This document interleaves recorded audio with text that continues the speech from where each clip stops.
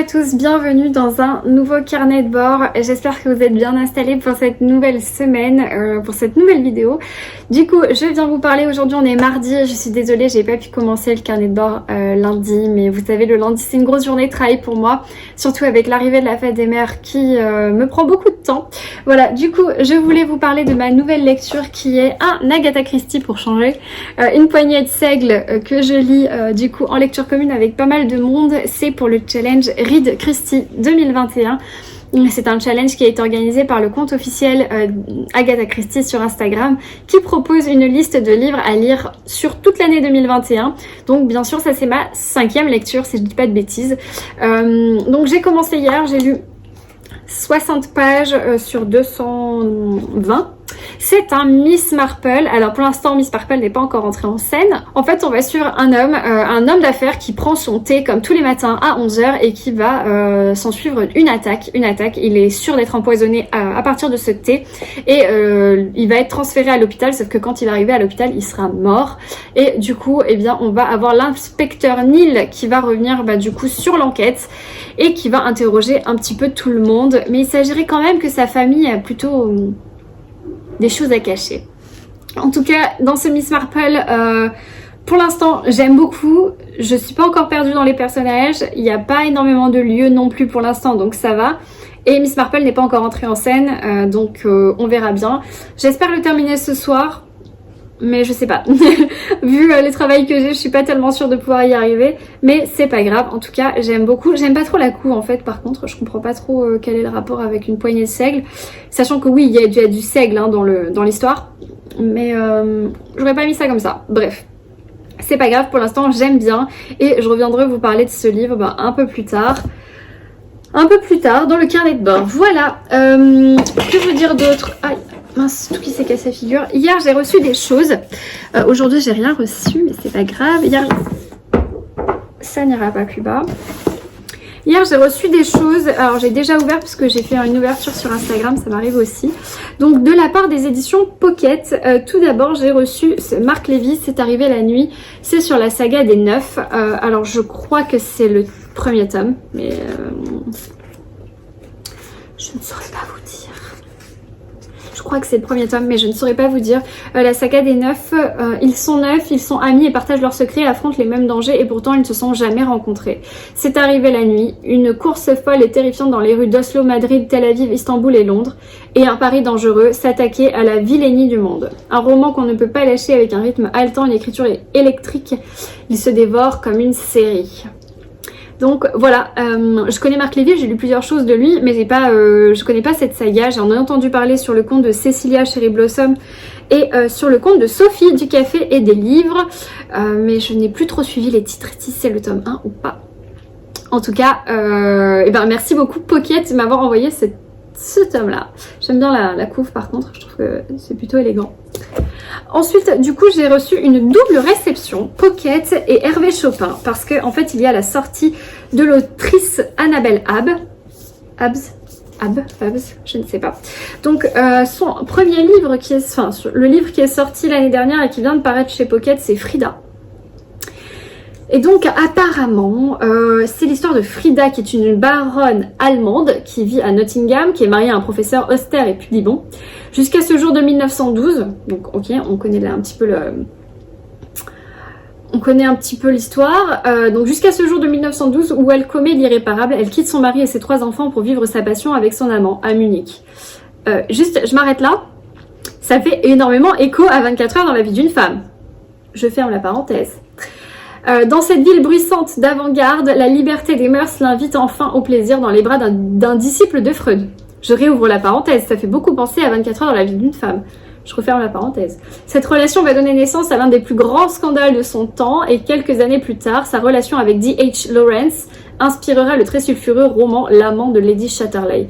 Passée d'épouse et mère à maîtresse et muse, la scandaleuse paiera cependant chèrement le prix de sa liberté. Sincèrement, ça a l'air vraiment cool. J'adore la couverture. Je la trouve trop jolie. On dirait un vitrail. C'est très joli, j'aime beaucoup. Bon, potentiellement, ça peut vraiment me plaire. Et alors celui-ci, toujours de l'auteur, donc Annabelle Abs, la fille de Joyce. La couverture aussi est très belle. Moi je trouve qu'ils ont fait un beau travail franchement. James Joyce était son père, Samuel Beckett son grand amour, voici son histoire. Alors je sais pas si ces personnages ont réellement existé, j'avoue que je n'ai pas une si grande culture générale que ça. Donc le portrait puissant d'une jeune femme dont la passion pour la vie et la rage de ne pas pouvoir réaliser son talent brûle au fil des pages. Paris 1929, donc déjà on est un petit peu dans la même époque que Frida. Lucia Joyce vient de se produire sur la scène avant-gardiste du théâtre des Champs-Élysées et les journaux ne parlent plus que d'elle. Ils voient dans cette danseuse de génie autodidacte et pionnière de la danse contemporaine un avenir brillant, prédisant même qu'elle fera oublier qu'elle est la fille de James Joyce. C'est sans compter la puissance dévastatrice de cette famille dont chaque membre va laisser doucement Lucia s'enfoncer dans la folie. Zurich 1934. Alors que sa vie est en lambeaux, Lucia est envoyée par son père chez le psychanalyste Carl Jung, je sais pas comment on prononce. Restée muette pendant des années, elle a décidé de parler. Avec une grande finesse, Annabelle Abbs livre l'histoire terrifiante d'une femme et d'une artiste dont le talent a été annihilé par la société corsetée et conservatrice. Elle est ainsi devenue l'une de ces artistes sans œuvre comme Camille Claudel et tant d'autres femmes au début du XXe. Donc manifestement, la fille de Joyce a existé. J'avoue que je ne connais pas du tout l'histoire. Mais ça pourrait être super intéressant du coup. Donc ça c'est chez Hervé Chopin. J'aime beaucoup l'écriture, la police d'écriture qu'ils ont choisie. Un peu vintage. Je pense pas que vous verrez grand chose. J'aime beaucoup le travail éditorial. Donc merci Pocket et Hervé Chopin pour cette double réception. Voilà, pour aujourd'hui c'est tout. Je vais continuer de travailler. Je vais aller à la poste parce que j'ai pas mal de commandes de mugs à emporter. Je vois qu'il commence à faire beau chez vous. Vous pensez à vos smoothies, à vos jus, à vos thés glacés. Parce que je vends beaucoup de mugs à emporter en ce moment. Donc ça c'est trop bien, c'est trop drôle, je l'adore ce mug. Bref, donc il faut quand même que j'aille poster vos commandes pour que vous puissiez recevoir vos mugs et vous boire de plein de bons jus dedans. Voilà, c'est tout pour aujourd'hui, je reviens juste après. On parle du fait que je ne quitte plus les boucles d'oreilles de ma pote Iso Paris.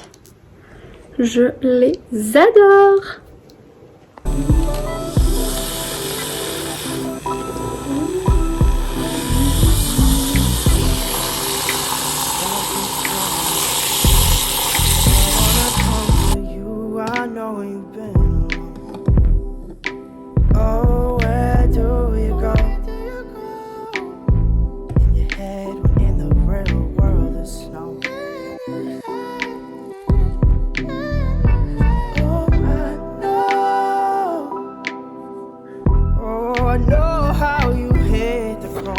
Hello les amis, aujourd'hui on est mercredi, je viens vous parler rapidement, il est 12h57 exactement, j'ai reçu un petit paquet des éditions Pocket.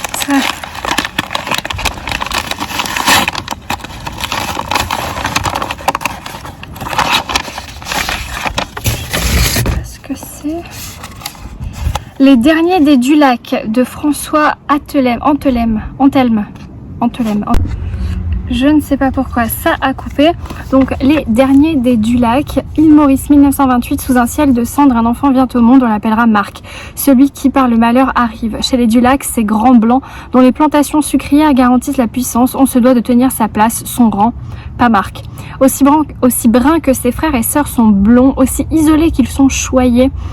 Le jeune homme tourmenté cherchera sa vie durant les réponses à ses questions entre terre et mer, colon et natif, quête de ses origines et secrets de famille. C'est bien loin de Maurice qu'il ira errer et peut-être se trouver, le dernier des Dulac. Ça a l'air pas mal, on dirait des secrets de famille sur un fond de plage mauricienne. Moi je dis oui, j'aime beaucoup. Je crois, si je dis pas de bêtises, qu'il a été publié en grand format chez Slatkin. Ouais, chez Slatkin en 2019. Donc ça a l'air pas mal du tout. Il est pas très long je pense, on dirait 300 pages, on a 380 pages quand même. En tout cas c'est typiquement ce que j'aime, avec des secrets de famille et tout. Pourquoi ça colle? Je me suis mis de la colle. Secrets de famille et tout, j'aime trop. Donc merci Pocket. Je pense qu'il est déjà paru. Ah ben je ne sais pas. Mais je pense qu'il est déjà paru, il est déjà sorti, donc Donc voilà, c'était ma petite réception du jour. Aujourd'hui, énormément de travail pour moi. On arrive dans les 2 semaines les plus colossales de l'année au niveau boulot. Donc je suis désolée si ces carnets de bord, là encore 2 carnets de bord vont être un petit peu courts.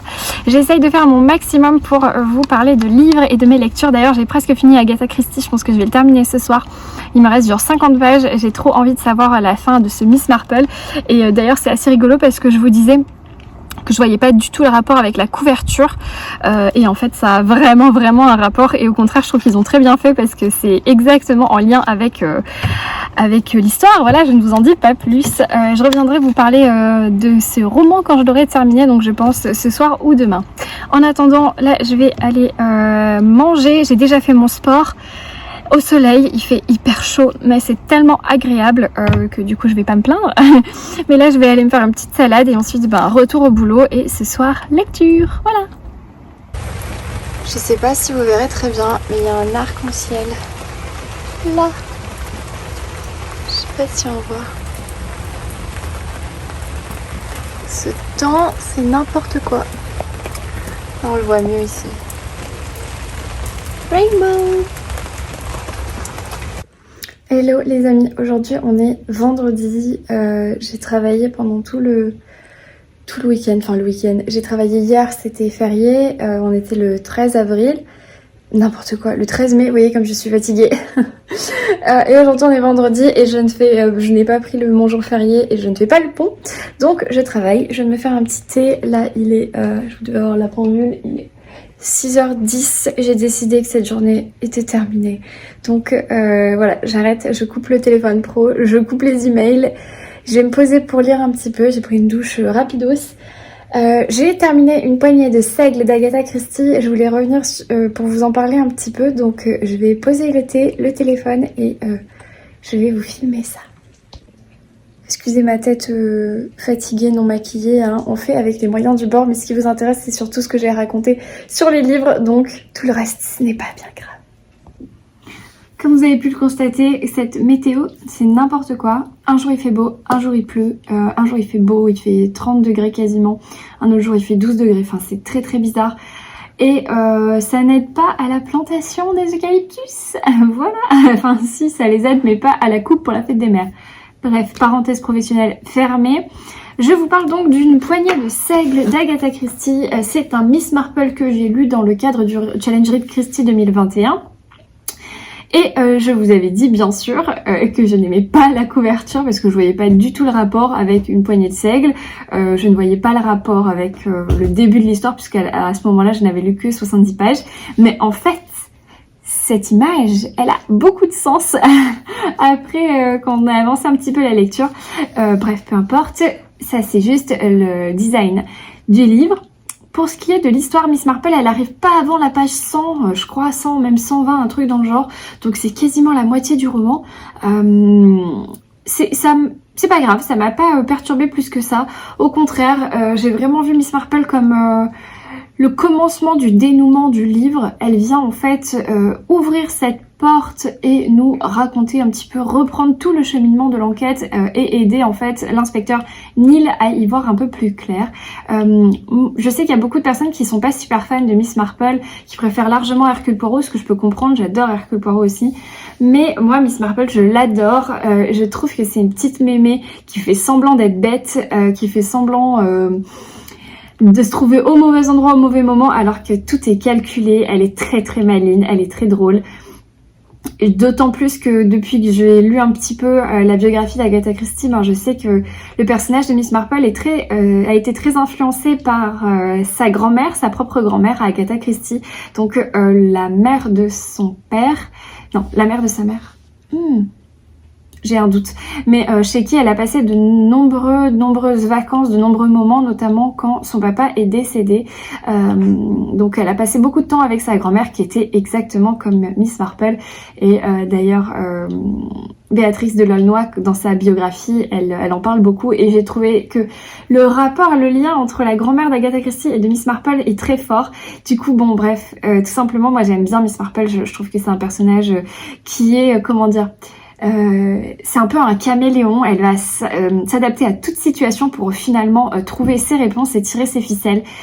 Et bref, moi je l'adore. Enfin bon, pour ce qui est de l'enquête, je l'ai trouvé super bien ficelée. J'ai misé sur le mauvais cheval pendant tout le long du livre, donc c'était très bien. La surprise pour moi, elle était là à la fin, dans le dénouement. Je ne me suis pas du tout perdue dans les personnages, j'ai trouvé que ce Agatha était très clair.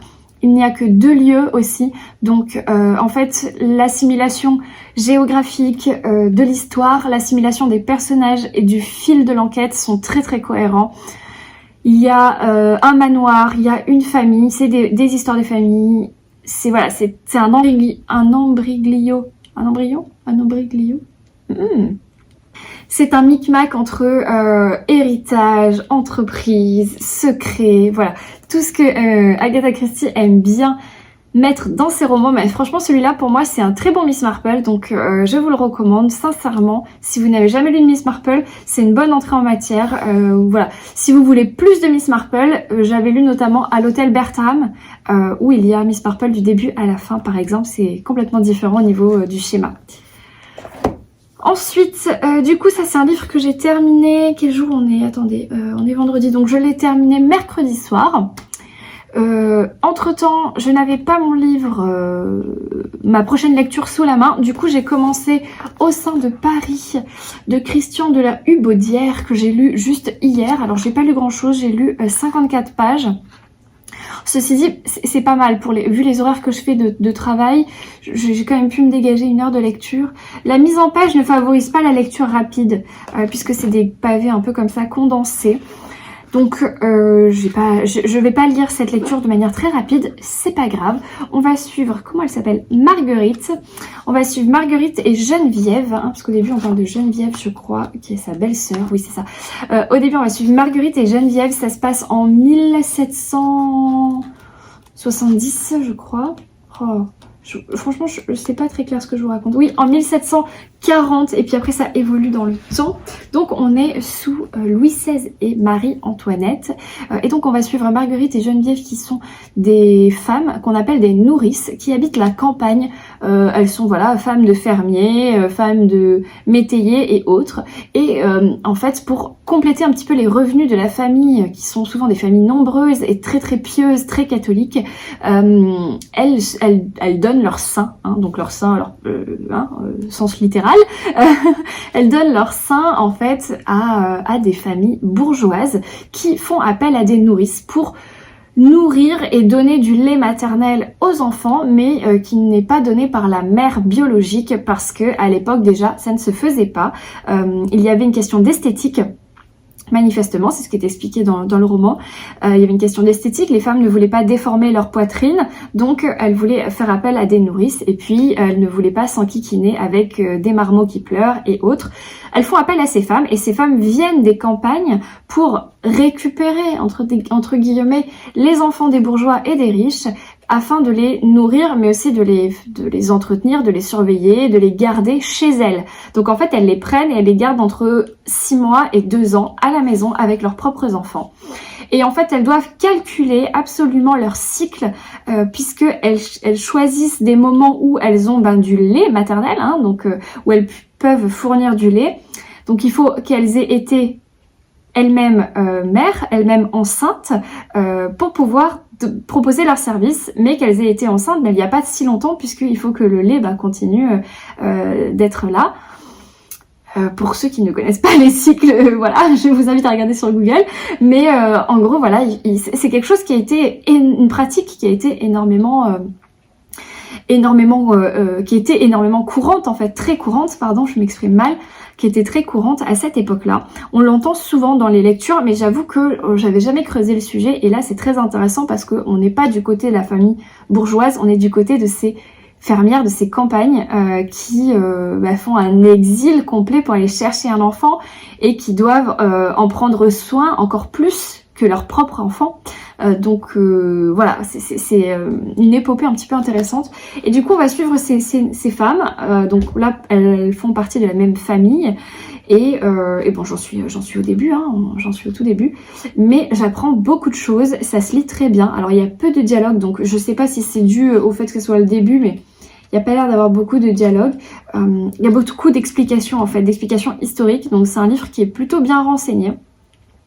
Voilà, je vous en parlerai plus quand j'en saurai plus, quand je lirai un peu plus. Qu'est-ce qu'il y a? Il n'y a rien. Quand j'en saurai un peu plus, mais entre temps je vais lire une autre lecture historique. Alors j'espère ne pas m'en mêler les pinceaux parce que l'époque est quasiment la même. C'est La Louve Cathare, le tome 2, parce que peut-être que vous les avez suivis sur Instagram, mais au mois de mai j'ai un challenge qui s'appelle le mois de la saga, qui permet en fait de sortir de vos pales des sagas qui ont été entamées ou que vous avez envie de commencer depuis un certain temps. Donc voilà, l'idée c'est de sortir un petit peu ces sagas et moi j'ai choisi de lire ce tome 2, La Louve Cathare, avec la même équipe de lectrices avec lesquelles j'ai lu le tome 1 le mois dernier, donc en avril.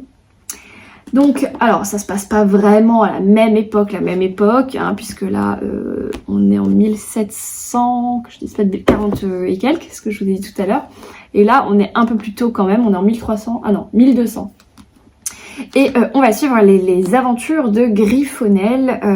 Voilà, c'est la suite, donc je vais plutôt vous résumer le tome 1. Dans le tome 1, on va suivre en fait Grifonelle, qui est la fille d'une fille de joie dans les bas quartiers de Paris, donc sur l'île de la Cité. Elle a 16 ans et elle n'est pas elle-même prostituée, c'est une petite voleuse, voilà, elle vole la bourse des riches pour un peu faire le Robin des Bois et redonner aux pauvres. Et elle est toujours accompagnée de son meilleur ami qui s'appelle Triboulet, qui me fait beaucoup penser au Bossu de Notre-Dame, qui est un peu le fidèle compagnon, qui est à la fois drôle et assez solitaire. Enfin voilà, j'aime beaucoup Triboulet, j'aime beaucoup ce personnage. Donc voilà, elle est toujours accompagnée de lui et ils font de nombreuses farces aux riches pour voler leur or, jusqu'au jour où un homme de la garde royale vient tuer la mère de Grifonelle, parce qu'il voudrait retirer quelque chose que Grifonelle aurait caché, sa famille aurait caché. Sauf que Grifonelle n'est absolument au courant de rien et donc elle va fuir, mais en même temps elle veut savoir, elle ne comprend pas ce qu'on lui cherche, elle ne comprend pas les secrets qui commencent à être dévoilés sur son passé et sur sa famille, des choses qu'elle pensait savoir, alors qu'au final elle se trouve complètement à côté de la plaque. Voilà, ça c'est la situation de Grifonelle. À côté on a un personnage qui s'appelle Louis, qui est un homme riche que Grifonelle détrousse souvent et qui est potentiellement un petit peu amoureux d'elle. Et bien sûr, la situation politique va faire que ces deux personnages vont être séparés alors qu'ils voudraient se retrouver. Voilà, j'en dis pas plus, ça c'est un petit peu ce qu'il en est du tome 1. Et bien sûr, là où j'en suis, à la fin du tome 1, le cliffhanger, donc le final, vous donne juste envie de continuer et de lire le 2 de suite. Donc c'est pour ça que je voulais pas trop attendre avant de commencer le tome 2. Donc La Louve Cathare. Pour celles qui avaient eu le nez, et notamment je pense à Clémentine, qui m'avait dit, mais tu sais, la femme qui est sur la photo des couvertures, on dirait pas une jeune fille de 16 ans. Eh bien, tu avais tout à fait raison, parce que je crois que dans le premier tome, je vous avais dit oui, manifestement c'est cette jeune fille, etc. Parce que je n'avais pas encore lu le livre. Et eh bien non, c'est Clémentine qui avait raison. Ce n'est pas du tout Grifonelle sur l'image, voilà, puisque ce n'est pas du tout une jeune femme de 16 ans. Effectivement, tu avais eu l'œil. Et c'est un autre personnage qui rentre en scène de manière implicite dans le tome 1 et dont on va en savoir plus dans le tome 2, je pense. Voilà, c'est pour ce qui est de mes lectures. Aujourd'hui, je n'ai absolument rien reçu. Vous vous en doutez, je n'ai pas fait de shopping non plus, donc je n'ai pas de nouveaux livres à vous présenter. Voilà, donc là il est un peu plus de 6 heures, je vous l'ai déjà dit, je vais boire mon thé, je vais lire un petit peu, je pense que je vais commencer La Louve Cathare, lire 2-3 chapitres histoire de me remettre dans l'histoire, mais j'ai encore bien l'histoire en tête, surtout le final, donc voilà, c'est juste pour me remettre un petit peu dedans, et puis peut-être que j'avancerai encore un petit peu au sein de Paris, je sais pas, voilà, je sais pas comment va s'articuler mon week-end non plus. Dans l'idéal, j'aimerais terminer les deux, mais je pense que cela va me paraître un petit peu impossible. Alors là, il fait 360 pages. Et celui-là, 250, 200... à peu près 270 pages, sachant que c'est assez long comme lecture, donc ça se lit pas facilement. Je ne sais pas, mais je reviendrai vous dire ça peut-être ce week-end, peut-être lundi, peut-être mardi, je ne sais pas. En tout cas, j'espère que vous apprécierez cette vidéo qui sera encore une fois plutôt courte. Je m'en excuse, mais ma situation professionnelle ne me permet pas de me dégager plus de temps. Voilà, pour l'instant, je vous laisse et je vous dis à plus tard.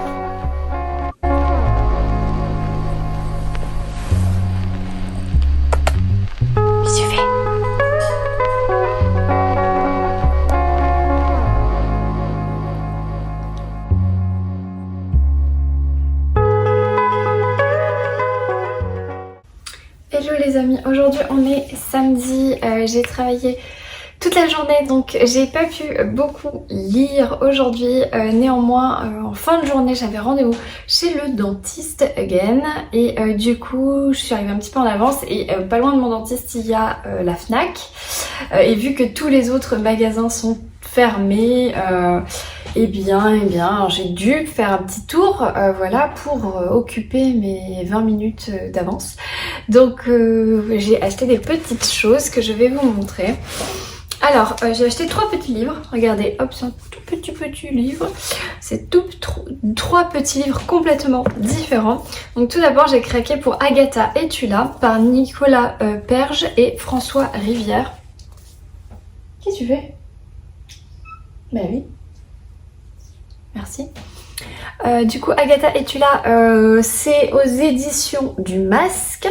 Je ne sais pas de quoi ça parle, je crois que ça parle de sa disparition, voilà. Ça parle de la disparition d'Agatha Christie en fait quand elle disparaît en décembre 1926 pendant 11 jours. On va la chercher, elle aura disparu, alors volontairement ou pas, on ne le saura jamais, elle n'a jamais vraiment voulu expliquer la chose. Pour les médecins c'est une amnésie suite à un accident, mais voilà, c'est trop ressemblant par rapport à ces enquêtes, donc du coup le mystère sera toujours là. Donc je pense que en fait ces deux auteurs reviennent sur la disparition d'Agatha et essayent de l'élucider peut-être, quelque chose comme ça.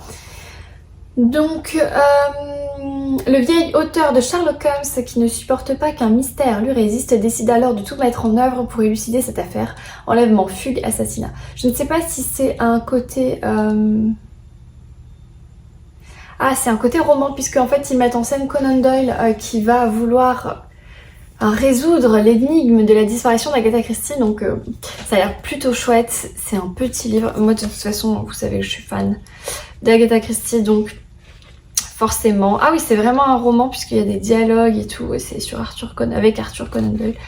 Donc là, il fait 256 pages, j'ai trop hâte. Je pense qu'il n'y a pas de spoil à moins qu'on parle du meurtre de Roger Ackroyd parce que c'est le livre qui est souvent cité.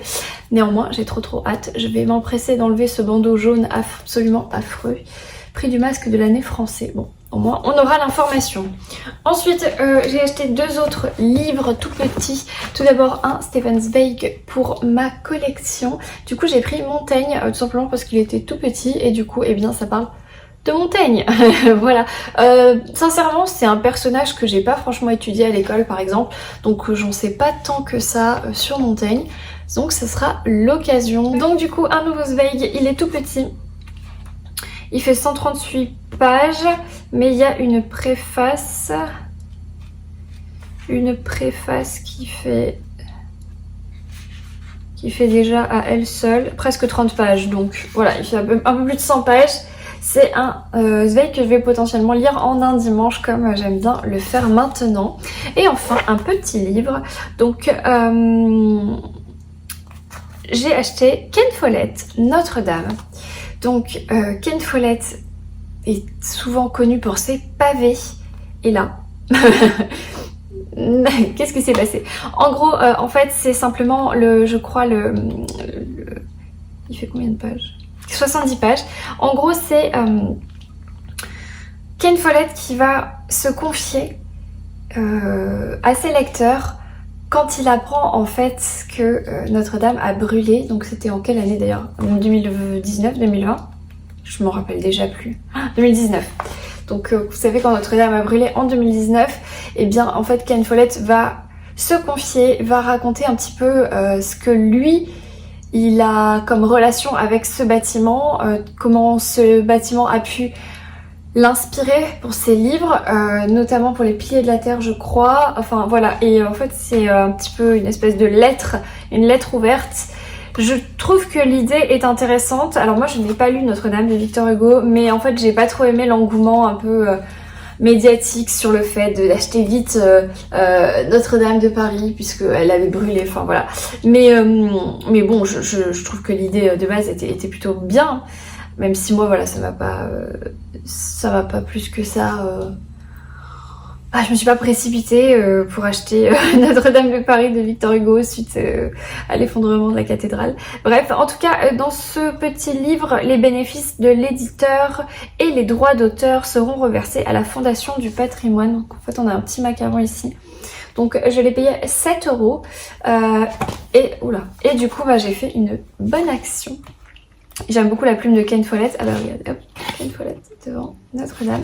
Donc voilà, je trouvais que c'était l'occasion de le lire.